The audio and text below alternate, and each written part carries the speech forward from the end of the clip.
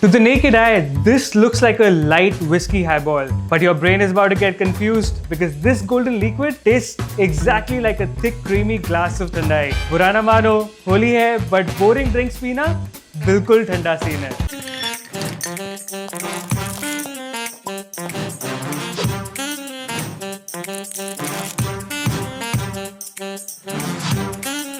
What's up, Mad Hatters? Welcome back to Mad Lab & Co. Today, we are kicking off our special two-part Holi series. In the first episode, we are taking the traditional Indian Thandai and applying modern mixology to it. We are going to clarify it using a technique called milk washing to create a batched, shelf-stable cocktail that looks modern but tastes pure nostalgia. And in part 2, we are keeping it simple with classic cocktails, perfect for when you want impressive drinks without the mad science. But today, we experiment. So let's get into it. First, we need the soul of the drink, the Thandai Masala. We are making ours from scratch because this is where all the magic begins. And these measurements matter, so pay attention. For the nuts and seeds, make sure that they are unsalted. We need almonds, 35 grams, cashew, 30 grams, pistachio, 30 grams, watermelon seeds, 18 grams, poppy seeds, 18 grams. And don't just throw them in a blender. We need to roast them first for 4 to 5 minutes. This wakes up the oil and deepens the flavor. You will smell the difference. Then we need to add the aromatics. Fennel seeds, 9 grams, black peppercorn, 2 grams, cardamom, 4 grams, dried rose petals, 6 grams, just a pinch of saffron, about 0.2 grams, nutmeg powder, 1.2 grams, cinnamon, 1.3 grams. Toast everything together for another 2 to 3 minutes until the kitchen smells like festival. Once cooled, grind it coarse. We are not making a fine dust, we want texture. This masala is so good that you could use it for traditional Thandai too. But we are just getting started. Now that we have our flavor bomb, we need to extract it. Take full cream milk, 90 grams. Full cream is important here because we need that fat content. Heat this to exactly 65 to 75 degrees Celsius. Not boiling, just hot enough to open up the spices and pull out all those essential oils. Add Thandai Masala 30 grams to this warm milk. Give it a stir and let it infuse for 8 to 10 minutes. What's happening here is that the warm milk is pulling out all those nut oils, the floral notes from rose and saffron, and all the warmth from the spices. This is the foundation of our cocktail. While that steeps, let's talk about acid. Most cocktails use lime or lemon juice, right? But here, namak mirch wala concept nahi chalega. Here's the thing. Fresh citrus in a milk-based drink behaves like that guest at a party who talks too much. It dominates everything, overpowers the delicate saffron and rose notes we worked so hard to build. We are using tartaric acid instead. Why? Because tartaric acid respects dairy. It doesn't curdle aggressively. It builds slowly on your tongue, sits comfortably mid-palate, and lengthens the finish without that sharp citrus bite that would completely change our drink. And to make us acid adjuster, we need tartaric acid 10 grams dissolved in water, which is 90 grams.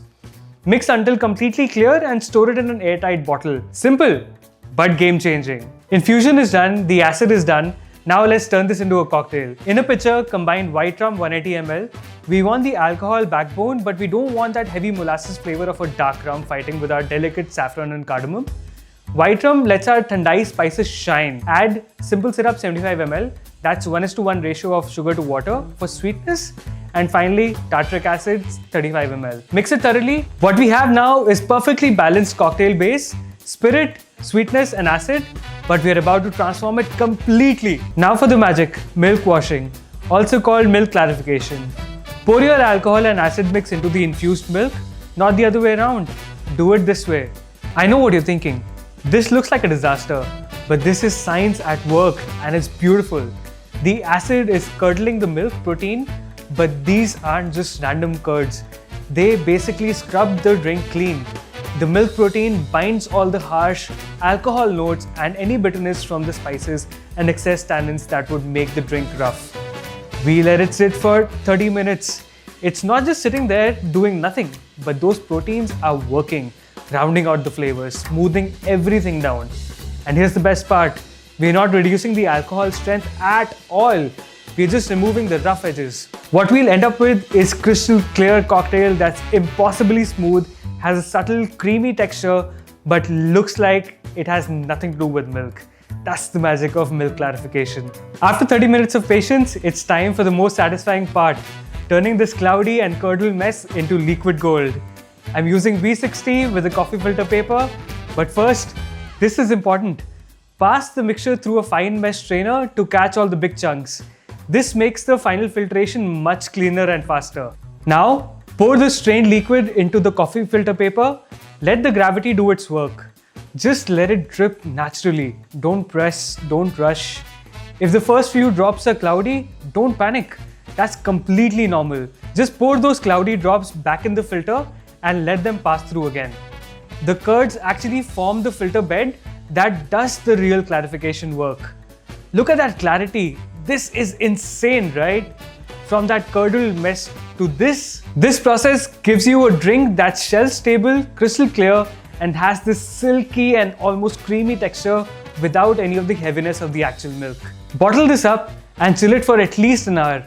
You can actually make this days in advance, and it only gets better with time. Time to serve this beauty, and I'm taking a clear cube of ice and tempering it for about 1 minute at room temperature so it doesn't crack when the liquid hits. Here's a nice touch.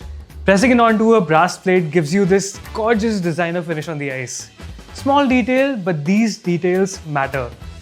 Place the ice in your chilled highball glass, pour our clarified Thandai over it, and look at that golden clarity. You'd never guess that this has dairy in it. To really pop that flavor, add 4 to 5 drops of saline solution. This enhances everything and adds complexity. Garnish with a pinch of saffron threads right on top of the ice.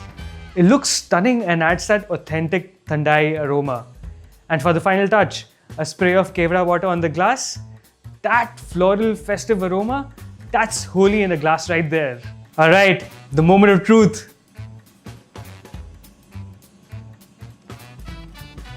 Wow, it's clean, it's complex, it feels incredibly premium.